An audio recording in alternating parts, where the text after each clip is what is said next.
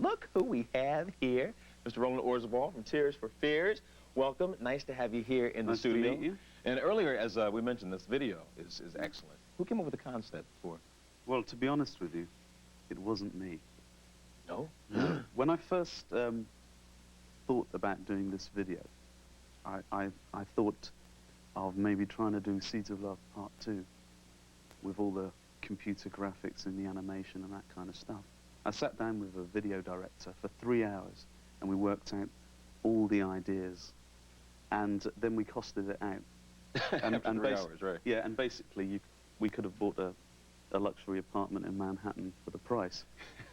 So meanwhile, some young and upcoming director called Danny Jacobs had done a treatment. And his suggestion was to go against the modern trend of computer graphics and use old techniques of taking film and bleaching it and destroying it and setting a light to it. And that kind of went incredibly well with the idea for the song Break It Down Again. Yeah, because it's got a lot of textures happening, a lot of zooms kind of coming in and out and very... Well, it's been 4 years since your last album, and this one is Elemental. Thanks for reminding me. No, that's all right. Hey, we've been waiting for you. We've been missing you. Elemental is the name of it. How have you grown as an artist in those 4 years? Well, I mean, there's been lots of trials and tribulations and lots of rings of fire which I've had to jump through. But I just think it's just age. I mean, a lot of the subjects that I've been dealing with over the past 10 years, I mean, they make much more sense now to have somebody who's 30-something delivering them rather than some guy who's just fresh out of college. And I just feel a lot more comfortable. I mean, cynicism suits the older person, don't you think? You get a little more caustic, a little more, a little acerbic, because you've been there a couple of times. You know, so, I think this sounds better to me, you know. So on the album, there's a song called Brian Wilson Said. Were the Beach Boys an influence? Not particularly, no. No?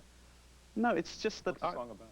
Well, I find that, you know, pop music hasn't been around for that long.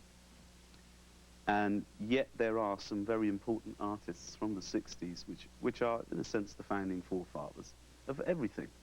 And so I think that they're rich for pickings. I mean, it's kind of like, the way I look at it is, it's kind of postmodern. You know what I mean? You can steal things, you know, and it's okay. You make them your own, you make them new. It's the idea that, you know, everything has been done. So you just regurgitate.